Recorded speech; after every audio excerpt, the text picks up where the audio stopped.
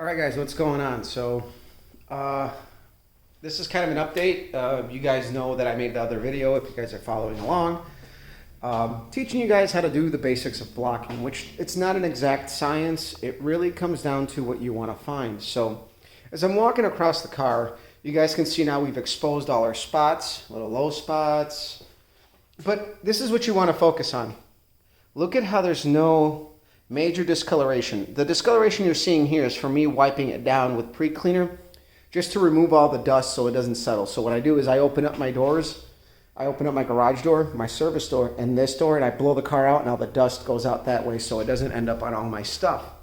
And I've learned this over the years working in my garage, the way the airflow wants to go in here. That's kind of important too, because you don't want all this stuff all over your car. And eventually I'm going to bring out my painter's blankets out here to cover some stuff up once I really get into the mud work. That's when it really gets dusty. I also have a squirrel cage fan I'm yet to install in the window to get everything out with some furnace filters. So, neat little trick. If you ever see a furnace on the side of the road, take it. See if the blower motor works. They work great in garages. So, this side's blocked, and as you can see, this door is really good. It's got just little dings, nothing major. None of this stuff is deep. The bottom of the door needs to get patched up. I already patched up the fender. We got 3, 4 dents there. This is a weird area, and that's from the stamping, but I'm going to try to smooth it out as much as possible. We have our sail panel, which of course this was a vinyl top car, so we're going to smooth this all out. We're probably going to have to knock down some of the lead work because on vinyl top cars, the lead work was never really that smooth. So again, we're going to have to patch up some of these rust holes here, here, here, and here. And we're going to do small little sections and clean everything out the best we can, and even go from the inside with a long, like cat's paw, and drag everything out, because once I take care of everything, I'm going to go ahead and spray cavity wax with a long wand from the trunk on the inside to make sure everything is nice and coated. We got rust down there, and this is like foobarred down here. I don't know what the fuck's going on down here or what happened, but that area is not happy at all. And that's going to be, yeah. So this quarter panel is going to need some love along with the other side. I'll show you guys in a little bit.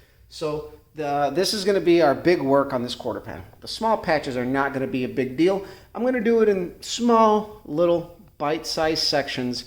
And I know I talked about MIG welding it and brazing, but we're actually going to do MIG brazing. My boss, who I'm doing this car for, reminded me we have our AutoSet 130 ready to go with silicon bronze that we never used because it was not approved by iCar, which our shop is approved for. So we had to use our pulse welder, which we also use for aluminum, to use the silicon bronze when needed. So really, I have a welder, a full spool, a full tank, and everything ready to go. So since this is all like non-structural repair, the silicon bronze is actually ideal in a MIG situation. The only reason why I wouldn't do old school brazing is because it puts a lot of heat into the panel. So this side's gonna be a little harder to show you guys, but this door needs a little bit more love, but nothing major. The front of the door here needs a little love. We got a little hole here to fill in, but it's from an accident, not from rust. The bottom is a little wrinkly. The darker areas that I didn't block, I knew were screwed up, so I didn't bother with it.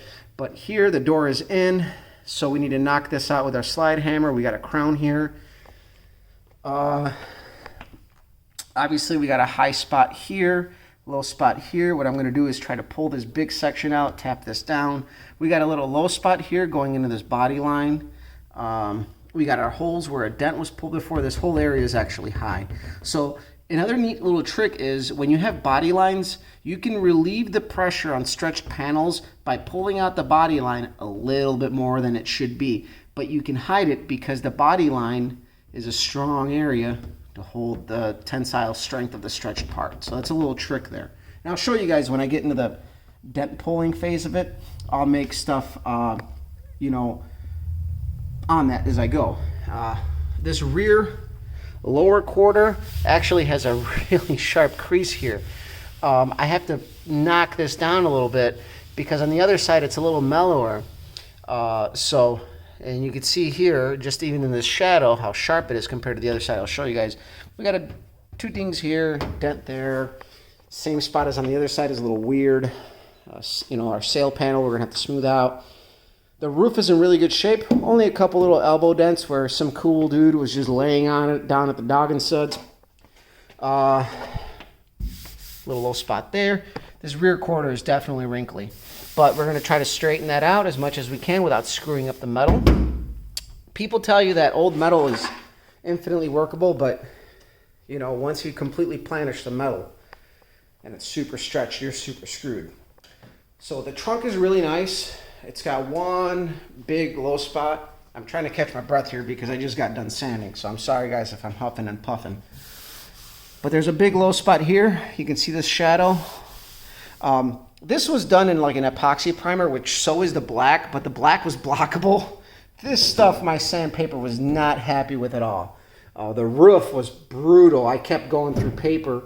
And that's where, again, picking your products. And once I get all of my products, I'll tell you guys what I'm using and why I'm using it. So if you got somebody who's going to do body work, if you want to kind of learn to do your own body work, you can kind of, I'm going to give you the basics here on what I do. You know, there's a lot of different ways to go about it, and a lot of different people like to do a lot of different things, and I'm not going to knock it because you know what?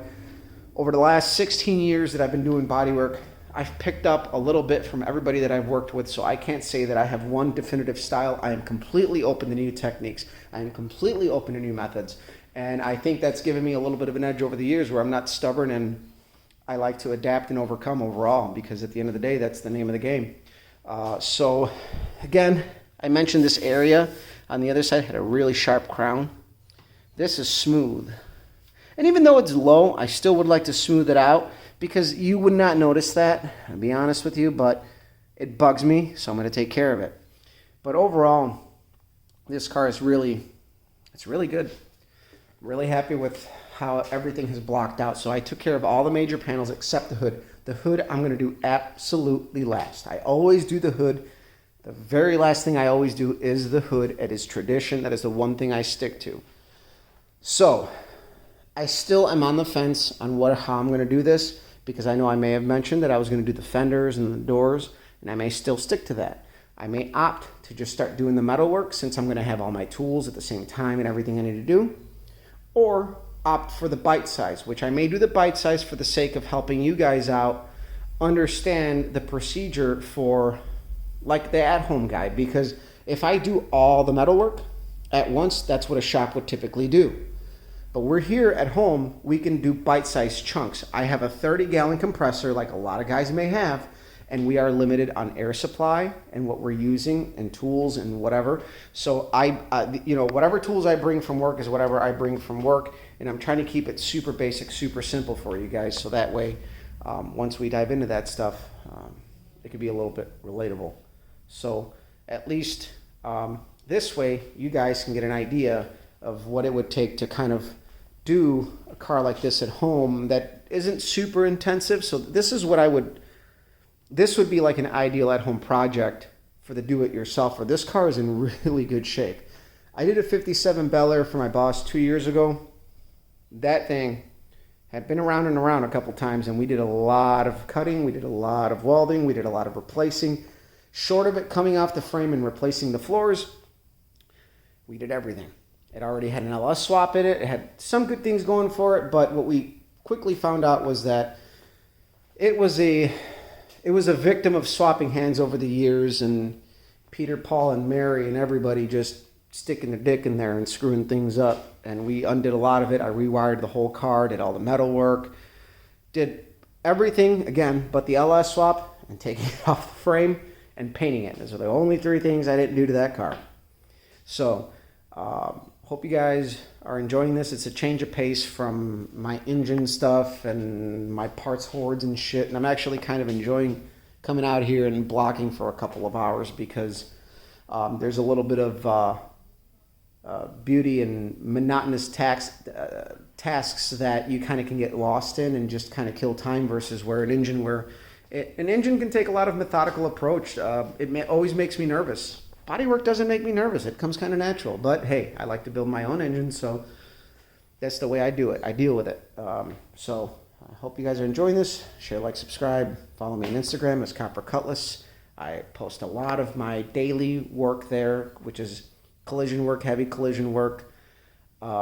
but I love doing this just for fun. Like, this is stuff I do for fun. And I will say this, I could not do this for a living. I cannot. I couldn't do restorations for a living. It's boring. It takes a while. Every now and again, it's fun and it's fine. I'd rather do mechanical on old cars versus restoration work. It takes a lot of time. I wouldn't say I'm impatient, but I like the hustle and bustle of a production shop. So for any guys out there coming up in the industry, give yourself the benefit of the doubt. I got into the industry because I really wanted to work on classic cars. And what I quickly find out is, one, the money isn't there until you're insanely talented, which I'm not saying that I'm not talented. You guys can gauge that for yourself, but I'm getting by just fine in my life for the last 16 years, 15 years doing body work.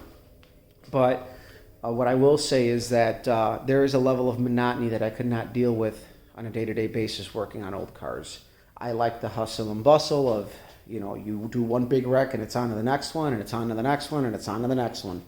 I've already put hands on 6 cars this week, so that kind of lets you know, I like the fast pace. And even here, I'm kind of moving fast, but I'm still taking my time to finesse it. And the bulk work is going to go fast. Where it's going to take time is once we actually start laying our polyester primer, our filler primer, and blocking and finding all the little imperfections. Because right now, all we're doing is we're finding all of the obvious stuff. Once we get into our polyester, it's going to be finessing the final stuff. And then once we do our last coat of high build urethane primer, that's going to be the wet blocking, like with dry blocking with 320, wet blocking with 600, like the finesse period. And that's where most of your time is going to be wasted. God damn it, what'd I tell you guys? Every goddamn time that thing fucking comes on, it stays shut for like an hour and a half, and then it just comes on. So either way, I'll let you guys go. I've bored you enough. Share, like, subscribe. Follow me on Instagram, Copper Cutlass. Give us a like, give us a share. If you got anybody who wants to follow along for the do-it-yourselfer, yes, I do this for a living, but I'm doing this at home. Why? Because I like doing this shit at home sometimes.